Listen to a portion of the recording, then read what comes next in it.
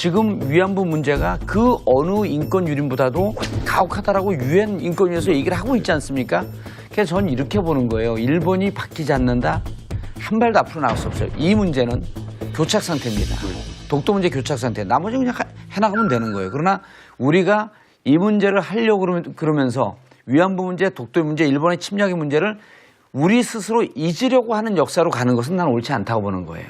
그러니까 일본이 짧게 말씀드리자면은 숫자에 급급할 정도의 파렴치한이 있어요. 그러니까 난경대 학살이라는 게 어마어마한 정말 범죄인데. 이건 엄청나죠. 예. 30만 명씩. 예. 근데 이제 공식적으로 이제 이제 중국 쪽에서는 사실 그 당시에 중국은 인구조사도 제대로 안 돼 있었고 어떻게 보면 중국 인구라는 게 유태인처럼 이렇게 호구조사라든가 이게 독일에서 돼 있지가 않았었잖아요. 그러니까 더 어마어마한 인구가 학살됐다는 것이 중국의 학자들의 얘기예요. 근데 일본은 끝까지 22만 명을 고집을 해요. 우리가 죽인 거는 22만 명밖에 없다. 저한테 그 얘기를 어느 일본 당의 의원이 얘기하면서 막 의기양양해 하더라고요. 22만 명은 그러면 적은 거냐. 거기다가 731 부대의 생체 실험. 이런 추악하고 이렇게 끔찍한 범죄를 저지른 나라는 글쎄 독일하고 일본을 견줘볼 때 양상에 비해서는 일본이 진짜 한숨이라고 생각해요. 난징대학살 때 이런 일이 있어요. 일본 참 인간의 존엄성에 대한 기본적인 이제 사고가 없다고밖에 볼 수 없는데 일본 장교들이 내기를 해요. 무슨 얘기? 이 중국 사람들을 놔두고 어떻게 참수를 잘하는 거야. 누가 많이 배나 내기를 해요. 그것도 포로도 아니에요. 민간인들 딱 앉혀놓고 그렇죠. 인질 내릴 때는 귀를 그러니까 다 이렇게 베어가지고 근데 목을 갖고 치고 이제 갔잖아요. 오케이 그들만 한 게 아니라 문제는 뭐냐 목을 쳐가지고 누가 1등을 했다는 게 신문에 실려요 당시에. 그러니까 황당하다라는 거죠. 근데 재밌는 건 뭐냐 이게 일본 사람들만 그러는 게 아니에요. 뭐 나치 600만 명 죽였다라고 하는데 또 독일의 그 네오나치들 있잖아요. 얘네들도 이 숫자 못 믿는다 그래요. 예. 이게 되게 뭐냐 역사 수정주의라고 그러는데 이 역사 수정주의자들이 뭘 들고 나오냐면 학적인 엄밀성을 들고 나와요. 그래서 실증주의적 태도를 취합니다. 쉽게 말하면 빼도 박도 못하는 증거를 제시하지 않는 한 그 일은 없었다는 인정하지 거예요. 않는다. 그러니까 이 사람들이 볼 때는 예컨대 아니 우리가 볼 때는 위안부 당한 분들이 계신데 근데 그 사람들은 자기들이 만약에 문서만 없앴다라고 하면 그 일은 안 한 거예요. 그렇죠. 이런 태도라는 거예요 기본적으로. 자기들 입맛에 맞게 언론을 쥐락펴락하는 일본에 비해서 우리 외교부는 지금 한일 위안부 협의 문서 소송이 한창입니다. 협의 문서를 공개하라는 법원의 판결에 불복해서 얼마 전에 첫 항소심을 치렀죠. 이게 사실은 이제 외교적 합의다라는 게 특히 두 나라 사이에 첨예한 문제가 걸려있을 때는 양쪽이 편하게 해석할 수 있는 문구를 이렇게 하는 경우가 많거든요. 그럴 때 갖다 우리가 적절한 언어를 발견한다 이런 표현을 쓰죠. 문제는 뭐냐면 이런 예민한 문제는 그렇게 해결할 문제는 아니었던 거예요. 그러다 보니까 합의는 했는데 한국과 일본이 지금 얘기가 달라. 우리 한국에서는 뭐냐?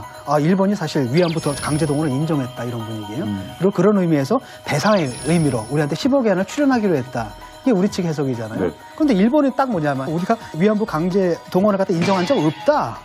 합의 이후부터 딴소리가 나오기 시작하니까 우리 국민들도 이게 도대체 뭔 얘기냐라는 거죠. 근데 우리가 관여한 게 있다라면 그 뭐 성병 관리 요 정도 분이 관여했지 강제 동원까지 한 건 아니다라면서 전면 부정을 해버리는 거예요. 그럼 그 돈 10억 원의 성격은 뭐냐? 그건 뭐냐면 배상금이 아니라 한국이 섭섭해하니까 조금 위로죠? 대충 이렇게 준 이런 돈이다. 애매모호하게 얘기를 해버린다라는 겁니다. 국민들이 일단은 그러니까 누구 말을 이 옳은지를 모르는 거예요. 우리 정부 말이 맞는가 아니면 일본 애들이 또 거짓말하는가 어느 쪽도 모른다라는 겁니다. 그러니까 지금 합의문을 갖다 내용을 좀 확인해 보자라는 거죠. 네. 근데 이게 지금 불분명한 겁니다. 어느 쪽인지. 그래서 합의문은 보여줄 수 있는 거 아닙니까? 근데 이제 외교부 5년 입장에서는 동안, 네. 이해 당사자인 전혀 다른 생각 갖고 있는 사람과 뭔가를 만들어내는 입장이거든요. 여기서 이제 국민과 외교부 사이에 간격이 있을 수가 있잖아요. 그래서 이걸 모든 게 공개를 하게 되면 사실 외교를 좀 못하게 되는 측면도 분명히 있거든요. 예. 하지만은 다른 한편으로는 뭐냐면은 외교부에서 이게 혹시 자기들이 뭔가 실책을 감추기 위해서 이러는 게 아닌가라는 의심도 드는 거죠. 배상이라는 거는 이제 법률 용어나 뭐 일반적인 용어로 누가 불법적인 일을 했을 때를 배상이라고 얘기를 합니다. 자신의 잘못을 인정할 근데 때. 일본에서는 늘 보상이라고 그래요. 호쇼라고. 의미가 다르네요. 다르죠. 보상이라는 건 뭐냐면 나쁜 일을 한 게 아니에요. 근데 아까 이 손기수 말처럼 위로금, 위로금 불쌍하니까 같은 안 됐다는 생각에서 돈 집어준다 이런 거인 거예요. 그래서 이런 그 용어의 문제라든가 또 그 당시에 우리가 외교 문서에서 어떤 식으로 기술이 됐냐 이거를 외교부가 말하는 고객이 아니라 일본군 성노예의 어떤 할머니들의 명예와 우리 국민들의 자존심과 자존감을 위해서 반드시 공개해야 된다고 생각합니다. 이 문제는 무척 이제 박근혜 정부 시절에 했던 여러 정책들, 그다음에 외교관의 관계들 속에서 무척 심각한 문제가 될 수가 있는 게 외교부는 법을 조문조문을 다 들어대면서 지금 꼼수를 부리고 있는 겁니다. 일단 일본과 상호 비공개하기로 했다. 그리고 두 번째, 국가의 중대한 이익에 침해가 될 수 있다. 요 주장으로 계속 비공개를 한 겁니다. 공공기록물 관리에 관한 법률 시행령을 보게 되면 모든 문서는 일정하게 비공개할 경우에 시한이나 이런 등등을 매기게 되어 있어요. 그래서 이제 뭐 영구적으로 안 된다, 준영구적 30년, 이제 대통령 공공기록물법에도 그런 게 있기 때문에 요즘 이제 우리 국민들이 다 이해를 하잖아요. 그런데 이 기록물의 보존 기간이 어떻게 되어 있냐면 5년으로 되어 있는 거예요. 폐기하겠다는 거예요. 외교부에서는 이 문제 자체를 5년 있다가 폐기하면서 덮어버리자는 거예요. 양쪽의 외교부 장관이 실무적으로 합의문을 발표했는지 아니면 진짜 국가 간 조약이 되어 있는지 덮이는 거예요. 그럼 뭐가 진행된지 지금 이거는 외교부의 이 업무를 했던 분들, 그리고 이미 자기들이 비공개를 해버렸거든요. 볼 수가 없는 겁니다, 이제. 저도 이제 이것 같은 경우는 사실 국가나 지역사회의 역사 경험을 공유할 수 있는 그런 기록물이기 때문에 3년, 5년은 아니라고 봐요. 앞으로의 한일 교섭이라든지 후대 역사가들을 위해서라도 이건 연구 보장하는 게 낫죠. 그래서 이것을 볼 수 있게 하는 게 낫죠. 그런데 이제 여기서 저는 2심 재판부의 판단이 난 굉장히 중요하다고 봅니다. 2심 재판부가 그걸 보고 판단을 하겠다. 난 이게 맞는 판단이라고 봐요. 왜냐하면 1심 판단도 모르는 상태 판단이 어렵습니다. 저도 이런 생각은 들어요. 그러네요. 굳이 외교부를 이해한다면은 이 협상해가지고 외교부 관료들이 무슨 돈이 생깁니까? 이익이 개인 이득하고 상관이 없는 거예요. 궁금해요. 예, 자기 나름대로는 했다고 볼 겁니다. 물론 위에서 지시를 내렸기 때문에 그 지시에 따라서 관료는 따를 수밖에 없는 겁니다. 국가의 최고 통치권자의 지시에 따를 수밖에 없는 거예요. 그런데 이제 이 사람들이 그렇다 해서 본인들이 지금 뭐 돈이 생깁니까? 뭐 피차 욕먹을 짓을 왜 답니까? 그래서 난 이유는 있다고 봐요. 단 그 이유에 대해서 판사가 오케이 당신들이 주장한 이유가 타당하다, 아니다는 것을 판사가 판결을 하고 2심 결과가 나오면은 그게 따르면 되지 않을까 싶어요. 외교부가 왜 이렇게 감추려고 하는 거예요? 제가 보기에는 밀실 외교 이런 말도 귀에 익죠. 네. 그다음에 외교부에서 특명 정권 대사 뭐 웬만하면 명함에 이렇게 써 있어요.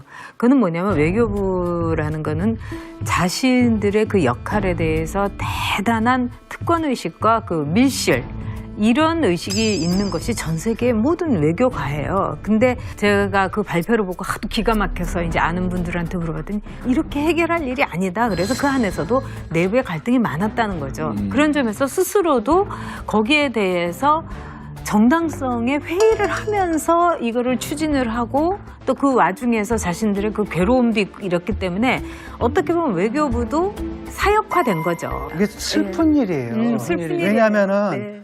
이런 거 하라고 우리가 외교부한테 주고 그들로 하여금 30년 동안 문서를 공개하지 않을 권리까지 주고 이런 거 아니에요. 그렇죠. 근데 우리가 못 믿는 거란 말이에요. 어떻게 국민이 자기 나라 외교부를 못 믿어가지고 니들 혹시 거짓말하는 거 아니야 문서 까 이렇게 된단 말이죠. 그리고 사실 이렇게 외교 문서를 갖다가 매번 이런 일 터질 때마다 공개한다는 게 썩 좋은 관습은 아니거든요. 그 전제 조건은 뭐냐면 우리가 비공개에도 참을 수 있었던 건 뭐냐, 우리가 신뢰하는 거예요. 네. 최소한 우리 정부라면 우리를 배반하진 않겠다는 이런 신뢰인데 그 신뢰감이 지금 없어졌다는 거죠. 그게 슬픈 거죠 지금. 소송 지휘권이나 이런 명령권을 갖고 있는 게 어디냐면 법원이거든요. 법원에서 누가 문제 제기하게 되면 그럼 법원의 명령은 따라줘야 되는 거예요. 네. 그러니까 법원에서 야 너네가 진짜 이렇게 비공개할 문서 그거 협의를 했니? 그걸 알기 위해서 국장급 문서를 공개하라고 한 거예요. 1차서부터 12차. 네. 그다음 비공개 문서 2개. 법원에는 공개해야 될 거 아니에요. 제출하라 그랬더니 한일 외교장관 회담 가운데 군의 관여, 강제 연행 이런 단어가 포함된 내용만 발췌해서 법원에 제출한 거예요. 발췌해서. 그러지 말고 다 내놔라 그랬더니 14개 중에 6차, 7차 비공개 2개만 전문을 냈어요. 그러니까 이 부분에 대해서도 전문을 내라고 그렇게 법원에서 명령을 해도 끝까지 안 내는 겁니다. 홍도사님 생각엔 왜? 국익은 아니고요. 2015년 6월서부터는 일본에 일방적으로 끌려간 듯한 흔적이 있을 거예요. 2015년 6월은 한일 그 국교정사가 된 50주년 기념인데 이때부터 사실 미국의 압박이 세집니다. 그렇죠. 빨리 해결해라. 저는 핵심은 예, 미국이라고. 빨리 해결해라. 근데 이제 아니 미국의 압박이 세져도 외교를 제대로 하면 그것도 레버리지로 쓸 수 있는 거거든요. 압박해갖고 하려고 그러는데 일본애들 이거 사과하면 좀 넘어갈 것 같은데 안 해? 그러면서 계속 이것을 갖고 밀당을 하는 거거든요. 외교라고 하는 게. 요때가 8차인데 8차서부터 12차까지는 일방적으로 끌려다녔던 흔적밖에 없지 않겠느냐.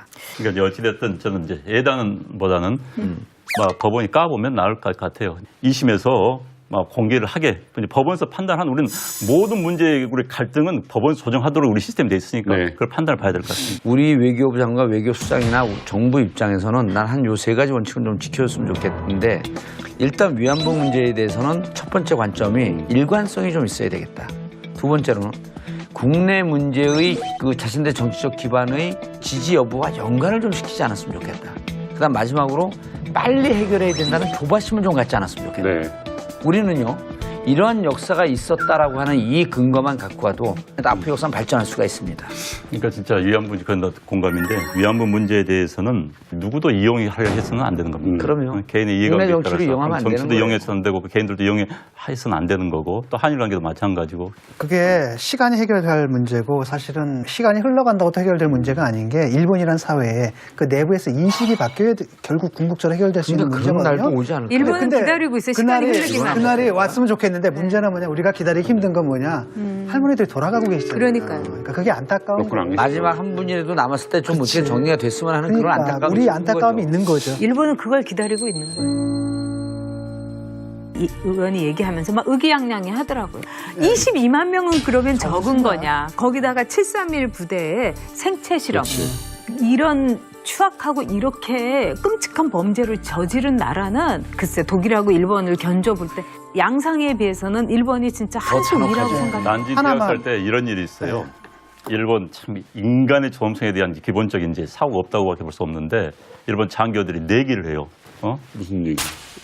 이 중국 사람들을 놔두고 어떻게 참수를 잘하는 거. 누가 많이 배나 응? 내기를 그걸, 해요. 응? 그것도 포로도 아니에요. 민간인들 딱 민간인들 앉혀놓고 그렇죠. 그래가지고 임진왜란 때는 귀를 그러니까. 다 이렇게 베어가지고 근데 응? 목을 갖고 치고 이제 갔잖아요. 오케이 그들만 한 게 아니라 문제는 뭐냐 목을 쳐가지고 누가 1등을 했다는 게 신문에 실려요 당시에. 그 황당하다라는 거죠. 근데 재밌는 건 뭐냐 이게 일본 사람들만 그러는 게 아니에요. 뭐 나치 600만 명 죽였다라고 하는데 또 독일의 그 네오나치들 있잖아요. 얘네들도 이 숫자 못 믿는다 그래요. 예. 이게 되게 뭐냐 역사 수정주의라고 그러는데 이 역사 수정주의자들이 뭘 들고 나오냐면 학적인 엄밀성을 들고 나와요. 그래서 이 실증주의적 태도를 취합니다. 쉽게 말하면 빼도 박도 못하는 증거를 제시하지 않는 한 그 일은 없었다는 인정하지 거예요. 않는다. 그러니까 이 사람들이 볼 때는 예컨대 아니 우리가 볼 때는 위안부 당한 분들이 계신데 근데 그 사람들은 자기들이 만약에 문서만 없앴다라고 하면 그 일은 안 한 거예요. 그렇죠. 이런 태도라는 거예요 기본적으로. 자기들 입맛에 맞게 언론을 쥐락펴락하는 일본에 비해서 우리 외교부는 지금 한일 위안부 협의 문서 소송이 한창입니다. 협의 문서를 공개하라는 법원의 판결에 불복해서 얼마 전에 첫 항소심을 치렀죠. 이게 사실은 이제 외교적 합의다라는 게 특히 두 나라 사이에 첨예한 문제가 걸려있을 때는 양쪽이 편하게 해석할 수 있는 문구를 이렇게 하는 경우가 많거든요. 그럴 때 갖다 우리가 적절한 언어를 발견한다 이런 표현을 쓰죠. 문제는 뭐냐면 이런 예민한 문제는 그렇게 해결할 문제는 아니었던 거예요. 그러다 보니까 합의는 했는데 한국과 일본이 지금 얘기가 달라. 우리 한국에서는 뭐냐? 일본이 사실 위안부 강제동원을 인정했다 이런 분위기예요. 그리고 그런 의미에서 배상의 의미로 우리한테 10억 엔을 출연하기로 했다. 이게 우리 측 해석이잖아요. 네. 그런데 일본이 딱 뭐냐면 우리가 위안부 강제 동원을 갖다 인정한 적 없다. 합의. 지금 위안부 문제가 그 어느 인권 유린보다도 가혹하다라고 유엔 인권위에서 얘기를 하고 있지 않습니까? 그래서 저는 이렇게 보는 거예요. 일본이 바뀌지 않는다? 한 발도 앞으로 나갈 수 없어요. 이 문제는 교착 상태입니다.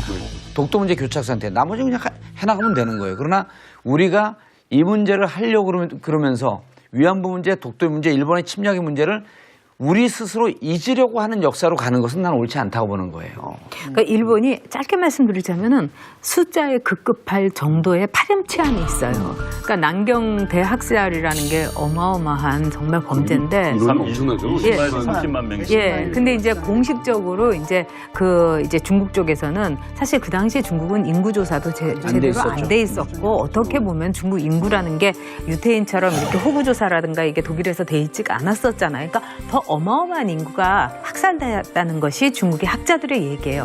근데 일본은 끝까지 22만 명을 고집을 해요. 우리가 죽인 거는 22만 명밖에 없다. 저한테 그 얘기를 어느 일본 당해. 인정할 근데 때. 일본에서는 늘 보상이라고 그래요. 호쇼라고. 의미가 다르네요. 다르죠. 보상이라는 건 뭐냐면 나쁜 일을 한 게 아니에요. 근데 아까 이 선의로. 손교수 말처럼 선의로. 위로금, 위로금 불쌍하니까 받는 안 됐다는 생각에서 돈 집어준다 이런 거인 거예요. 그래서 이런 그 용어의 문제라든가 또 그 당시에 우리가 외교 문서에서 어떤 식으로 기술이 됐냐 이거를 외교부가 말하는 국익이 아니라 일본군 성노예의 어떤 할머니들의 명예와 우리 국민들의 자존심과 자존감을 위해서 반드시 공개해야 된다고 생각합니다. 이 문제는 무척 이제 박근혜 정부 시절에 했던 여러 정책들, 그다음에 외교관의 관계들 속에서 무척 심각한 문제가 될 수가 있는 게 외교부는 법을 조문조문을 다 들어대면서 지금 꼼수를 부리고 있는 겁니다. 일단 일본과 상호 비공개하기로 했다. 그리고 두 번째, 국가의 중대한 이익에 침해가 될 수 있다. 요 주장으로 계속 비공개를 한 겁니다. 공공기록물 관리에 관한 법률 시행령을 보게 되면 이후부터 딴소리가 나오기 시작하니까 우리 국민들한테 이게 도대체 뭔 얘기냐라는 거죠. 네. 근데 우리가 관여한 게 있다라면 그 뭐 성병 관리 요 정도 군이 관여했지 강제 동원까지 한 건 아니다라면서 전면 부정을 해버리는 거예요. 그럼 그 돈 10억 원의 성격가 뭐냐? 그건 뭐냐면 배상금이 아니라 한국이 섭섭해하니까 조금 위로죠. 대충 이렇게 준 이런 돈이다. 애매모호하게 얘기를 해버린다라는 겁니다. 국민들이 일단은 그러니까 누구 말을 이 옳은지를 모르는 거예요. 우리 정부 말이 맞는가 아니면 일본 애들이 또 거짓말하는가 어느 쪽도 모른다라는 겁니다. 그러니까 지금 합의문을 갖다 내용을 좀 확인해 보자라는 거죠. 네. 근데 이게 지금 불분명한 겁니다. 어느 쪽인지. 그래서 합의문은 보여줄 수 있는 거 아닙니까? 근데 이제 이제 외교부 5년 입장에서는 동안, 네. 이해 당사자인 전혀 다른 생각 갖고 있는 사람과 뭔가를 만들어내는 입장이거든요. 여기서 이제 국민과 외교부 사이에 간격이 있을 수가 있잖아요. 그래서 이걸 모든 게 공개를 하게 되면 사실 외교를 좀 못하게 되는 측면도 분명히 있거든요. 예. 하지만은 다른 한편으로는 뭐냐면은 외교부에서 이게 혹시 자기들이 뭔가 실책을 감추기 위해서 이러는 게 아닌가라는 의심도 드는 거죠. 배상이라는 거는 이제 법률 용어나 뭐 일반적인 용어로 누가 불법적인 일을 했을 때를 배상이라고 얘기를 합니다. 자신의 잘못을